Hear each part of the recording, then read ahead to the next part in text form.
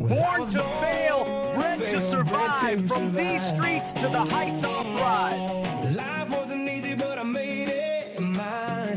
Brazil Club. Favelado. By Arlin Bleclic. Chapter 2. The Exit Plan. After a night of tossing and turning, trying to decide his next move, Jake gave up on sleep. At 5:47 a.m., he dialed Ed Coleman. "Ed, it's Jake. I'm pulling the trigger. Early." Ed's voice came through groggy but alert. "Jesus, okay, my office, 5 o'clock. Bring nothing traceable." The meeting was clinical, efficient. Ed's conference room smelled of fresh coffee and printer ink. Blinds drawn. Door locked. Ed laid out the envelope like a surgeon laying out instruments. "Everything you asked for over the years. JFK to GRU, São Paulo. One way. Departure next Thursday, 6:15 p.m. New identity. Vinny Santos. Passport. Brazilian CPF number. Driver's license equivalent. Birth certificate from São Paulo State. Bank accounts. 2 offshore, 1 local in Santos. Routing numbers are inside. Cash transfer instructions. The restaurant transfers to me on paper, per our management agreement. I'll announce you left for family emergencies. Dante won't touch me for a few grand a month. He will be too busy hunting you down." Jake flipped through the documents. Vinny Santos stared back from the passport photo. Same face, different name, clean shave, eyes a little harder. "How much landed?" he asked. "After fees and buffers, about $287,000 liquid. Enough to buy a small place, start something. Dollar goes far down there. But once you're gone there can be. No calls, no emails, no social. Once you hit the ground in São Paulo, they will set you up with a phone." Jake nodded once. "Copy that." Ed studied him. "I never thought you'd actually do it. I thought it was just talk. A guy with a plan for when the world went to hell." Jake gave a dry laugh. "World went to hell a while ago. I'm just catching up."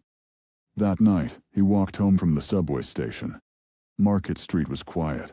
Most shops shuttered, only a few neon signs buzzing.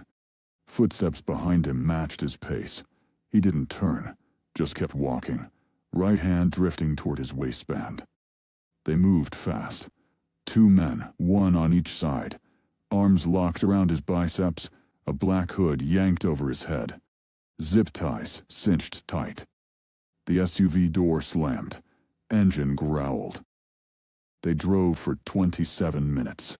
He counted the seconds in his head, trying to track turns. When they stopped, the air smelled of motor oil and stale smoke. They hauled him inside, hood still on. Metal chair scraped. Hood ripped off. Bright fluorescence burned his eyes. Dante Carnelian sat across a scarred metal table, legs crossed, hands steepled. No goons in sight. Just the 2 of them, and the hum of a dying fluorescent bulb. "Jake," Dante said, voice calm, almost friendly. "Sit." Jake stayed standing. "You wanted to talk." "Talk." Dante chuckled low. "Your father had that same look. Thought the world owed him respect because he could take a punch. Didn't help him when the bullet came." Jake's stomach twisted. "You bring up my father like I should care. I barely knew the man." "Jake, you should care. Blood matters in this business." Dante leaned forward. "You see, Jake, he owed people. He owed me. And you see, it didn't end well for him." Jake's fists clenched at his sides, memory surfacing. Thoughts of his father and his death start flooding in. The funeral. Dante was at the funeral, and when he went to open the restaurant, Dante just happened to show up with the money Jake needed. Jake just now was realizing that he has been paying his father's debt this entire time. He was set up to fail from the beginning.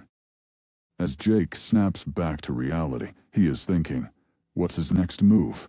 He figured he could get to Dante before his goons stepped in, but no real escape plan. Pick your battles, Jake thought. So, I was set up this entire time. You sucked me into this so I could pay for my father's mistakes? Jake, Dante says, Let's just say, family debt. Well, it's a generational thing. You see, you and your father, you keep adding more and more onto that debt. Now, I gave Gino a chance to collect, but he has a soft spot for you, Jake. But me, well, let's just say I like my money. So, either you get your payments back on track, or we are just going to have to make an example of you. Jake, take my advice. Just play the game. It'll be much less messy. You got 1 week, Jake. 1. Jake stared him down. Dante's smile faded. Jake, I know that look. And you're just like him. Don't be like your father. We both know how that ends. Now get him out of here. The two goons grabbed Jake, threw the hood back over his head, and dumped him on a side street 3 blocks from his building. No extra bruises. Just the warning ringing in his ears. The days crawled by like a bad dream you can't wake from. Jake kept the restaurant running on autopilot, smiling at regulars, tasting sauces, barking orders at the line cooks. But every shadow on the sidewalk felt like it belonged to one of Dante's guys. The clock was ticking. 1 week, the bishop had said. 7 days to decide if he was going to pay up, run, or end up as another cautionary tale whispered in back booths across New York. Thursday morning came, gray and damp, the kind of weather that makes the city feel smaller, tighter. Jake locked the apartment door behind him at 7:45, same as always, and drove the long, quiet route out to Gloria's. The highway stretched empty ahead of him. Traffic hadn't built yet. He kept the radio off. Just the hum of tires and his own thoughts looping. His father, dead in an alley. Dante connections. Family debt that somehow survived 2 generations. Gloria's words from last time still echoed. Roots like that don't die easy. He pulled into her driveway. The house always looked the same. White siding, small porch. Gloria opened the door before his knuckle hit the wood a second time. She was already dressed for the day, hair pulled back, apron dusted with flour. The smell of fresh cheese bread rolled out like a welcome. "Jake," she said, voice soft but eyes searching. "You look like you haven't slept since I last saw you." He forced a half smile. "Feels like it." She ushered him inside, closed the door, locked it, something she rarely did during the day. They went straight to the kitchen. The table was set. 2 mugs of black cafe, steam curling up, a plate of warm cheese bread, a small bowl of Brazilian chocolates, glistening like dark jewels. She sat across from him, hands folded. "Talk," she said simply. He started slow, then the words spilled. Gino's face, the warehouse, Dante Carnelian's silver hair and cold smile. The way the bishop had said, your old man was a lot like you, like he knew him personally. The 1 week deadline. Gloria listened without blinking, her coffee untouched. When he finished, she exhaled long and slow. "I was afraid it would come to this." She stood, walked to the sideboard, opened a drawer that looked too ordinary for secrets. She came back her worn notebook, tore out a fresh page, wrote quickly in her neat, looping script.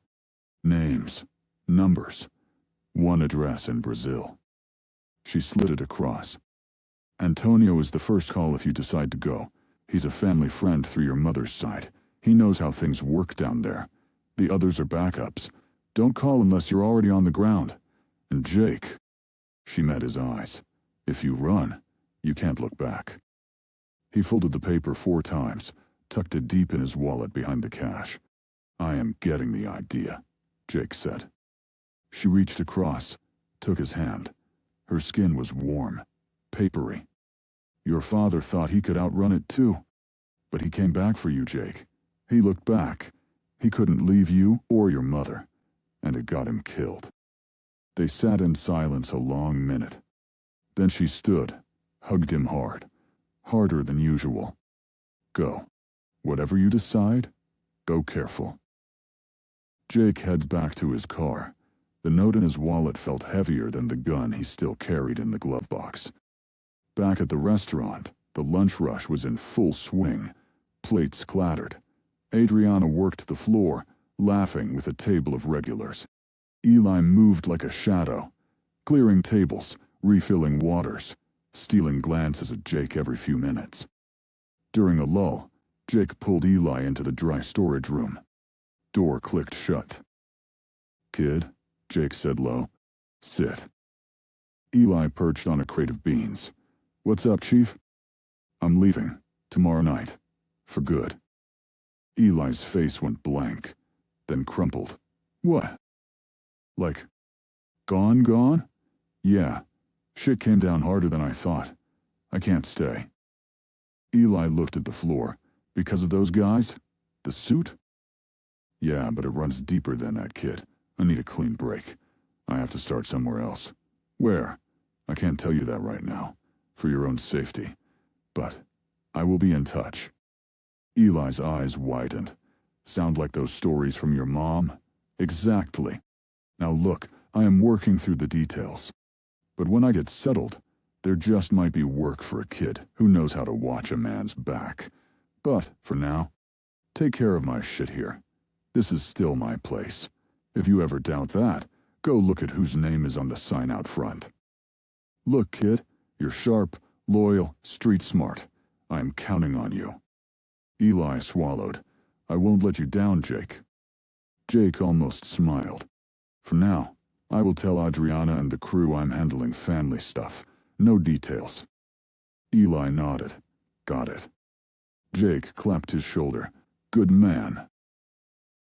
The lunch rush had died down to a few lingering regulars nursing coffees when Jake made his final rounds. He shook hands with the line cooks, slipped a couple extra 20s into the tip jar for the night shift, and gave Adriana one last quiet word in the kitchen doorway. "Keep the place humming, yeah? You run it better than I ever did anyway."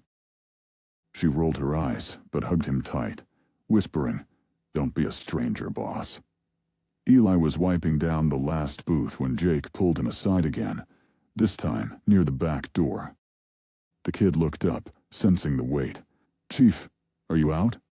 Jake nodded. "Yeah, last walkthrough. Listen close. My place. Everything in it stays. Furniture, clothes I don't need, even the TV. It's yours if you want it. Or sell what you can. There is no rent. I own the place. It is yours for as long as you are here." Eli's eyes widened. "You serious?" "Dead serious. Once I am settled, Ed, my attorney, will get you set up. He will be handling my shit while I'm gone, so just stand by for further instructions." I don't know what to say." Eli stuttered. "Don't say anything. Just don't screw it up. You're better than these streets, Eli. Remember that." Jake clapped his shoulder one last time, firm, lingering, then stepped out the back door into the alley. The restaurant door clicked shut behind him. Walking to his car, he saw Mr. Hackett sweeping the sidewalk as Jake walked past for the last time. They shook hands, firm, quiet. "Take care of the block, old man. I'm going to be gone for a while," Jake said. "You take care of yourself. Wherever you're headed," Hackett replied. "And, what about the restaurant?" "Restaurant is in good hands," Jake replied, "as long as my name is on the front door." He arrived at his car parked 2 blocks over, a beat-up black sedan that had seen better days but still ran clean. All packed, duffel already waiting. Clothes, cash bundles, Ed's envelope, the gun wrapped in an old t-shirt in the glove box, a few photos of his mother he couldn't leave behind. He slid behind the wheel, started the engine, let it idle a minute while the city sounds filtered in. Distant sirens, laughter from an open window, the low rumble of a passing truck. One last look at the block. He circled back. Jake's place sign glowing faintly in the late afternoon light as he pulled away. Traffic was light heading out of the city, up Market, past Mr. Hackett's shop. The old man was still sweeping, didn't look up. Over the bridge where the skyline opened up one last time. New York shrank in the rear view, buildings turning to silhouettes against the orange dusk. No radio. Just the road noise and his breathing. Just one last goodbye before he makes the leap. Gloria's house appeared like always. Quiet street. Porch light on early. He parked. Sat a minute collecting himself. Then walked up the steps. She opened the door before he knocked, eyes already red-rimmed. "You came, so I guess that means you made your decision." She pulled him inside, door shutting soft. No coffee this time, just the two of them in the dim living room, Brazilian flag in the corner, catching the last light. She looked smaller somehow, shoulders curved. "I knew you were going to go. Ed called me," she said. Jake swallowed, wondering why Ed called her, and thinking there is still more to the story he is not being told. "Ed called?" Jake said, confused. "Look, I don't want to drag you in deeper, but I have to do what I have to do." "You're not dragging me in, Jake. You're setting me free," Gloria said as tears welled but didn't fall yet. She reached up, cupped his face like he was still the kid she'd taught Portuguese to. "You look like your father when he left. Scared, but determined." He managed a half-smile. "Hope I end up better than him." "You will. You have friends and family, Jake. Some very powerful people. Things have changed since your father's days." She hugged him. Long, fierce, the kind that says everything words can't. "Things will become more clear for you when you get to Brazil. Go. Be safe. Call when you can." "I will." He kissed her cheek, smelled the faint lavender from her soap, the cafe on her breath. "One more thing," Jake said, pulling his gun from his bag, still wrapped in an old t-shirt. "Here, keep this from me. I can't take it on the plane." Then he stepped back. In exchange, she pressed something into his hand, a small wooden elephant, worn smooth from years of handling. "It's good luck for the road and the arrival." He slipped it into his pocket next to the Santos contacts. "Obrigado." "Gloria." She nodded, tears finally spilling. "Go with God, my son," in Portuguese. He walked out, didn't look back. Door clicked shut. Engine turned over. Headlights cut the dusk as he headed back into the city to the airport. JFK Terminal 4 was a zoo even mid-evening. Families dragging suitcases, business travelers barking into phones, backpackers slumped against walls. Jake, Vinny now, parked in long-term, slung the duffel over his shoulder, walked the shuttle to the international departures. Air thick with jet fuel, fried food, anxious sweat. Check-in counter, line snaked. He stepped up, handed the passport. "Vinny Santos, São Paulo." The agent scanned, typed, nodded. "Boarding pass printed. Have a good flight, sir." Security. Shoes off. Belt out, laptop in the bin. TSA guy waved him through. No pat-down, no questions. The new ID held like it was born with him. He found a quiet corner near gate 42, sat with his back to the wall, watching the board. Flight to GRU on time. Heart thumped steady, not panic, but a low buzz like before a fight. He held the elephant in his pocket. It fit in the palm of his hand, smooth, kind of calming. People rushed past, a mother corralling kids, a couple arguing in Spanish, a solo traveler staring at her phone. He never felt so out of place. Yet on the cusp of a freedom he has not experienced since his military days. Boarding call. Zone 3. He joined the line, handed the pass. Scan beeped green. He eased down the jetway. Cold metal. Muffled engine whine of the jets. Seat 23A, window. Bag stowed overhead. The plane filled quickly. Everyone buckled in. The plane started to push back slow. Taxied. Turned onto the runway. Engines roared. The acceleration pressed him back. Wheels up as he looked out the small window. The New York lights tilted away. The cars blurring. Bridges like veins. Skyline shrinking to a glow. Vinny stared out into the black. Heart pounding, Not fear exactly, just something close to freedom. Sharp. Terrifying. Alive. The flight stretched. 9 hours of dim cabin lights, bad movies on the screen, turbulence jolting him awake. He dozed in fits, dreamed of alleys and Gloria's kitchen. Woke to the captain's voice. "Good morning, pasajeros. We are now beginning our descent into São Paulo, Guarulhos, so please fasten your seatbelts and bring your tray tables to the upright position." The dawn light hit the wing as they dropped. Heat shimmered below, endless concrete buildings. The city went for as far as the eye could see. Nothing like New York. São Paulo, being one of the largest cities in the world, went on forever. Touchdown was firm, uneventful. The plane rolled to a stop and taxied over the gate. The humid air slapped him in the jetway. Immigration hall, long snaking line, fluorescent buzz, tired travelers shuffling.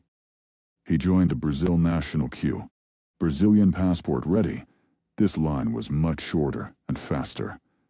Officer glanced, typed, stamped. "Welcome back to your home, Senor Santos." No smile, but no suspicion. With his duffel, black, unremarkable, he rolled through customs. Green line, no declaration. Officer waved him past. Doors opened to arrivals chaos. Shouts, signs waving, families hugging. Outside, there was a wall of heat, horns, exhaust. A skinny guy in a faded Santo jersey leaned against a beat-up Fiat, holding cardboard. Vinny Santos. Jake, now Vinny, walks over. "I'm Vinny," he says. "Antonio sent me," the guy replied. I broke in English. Grin quick. "Name's Carlos. Get in, rapido." Vinny tossed the duffel in the back, slid into the passenger seat. Carlos floored it. Tires squealed, weaving through taxis and buses like a video game. No AC, windows down, hot wind whipping. "First time in São Paulo?" Carlos asked, eyes on the road. "First time, more or less." Carlos laughed. "Welcome to the real Brazil, amigo. Hold on." The drive stretched. Highways thick with traffic, motorcycles darting, billboards flashing Portuguese. Hours later, coastal turn, salt air mixing with diesel. Santos appeared. Port lights, ships at anchor, hills rising sharp. Carlos turned inland, roads narrowing, steepening.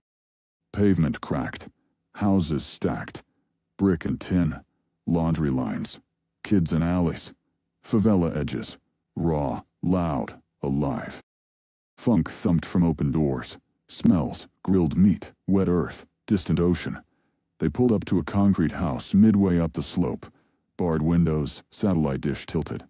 A man stepped out, mid-50s, sturdy, eyes sharp. "Vinny Santos?" Antonio extended a hand. "Gloria called ahead. Come in.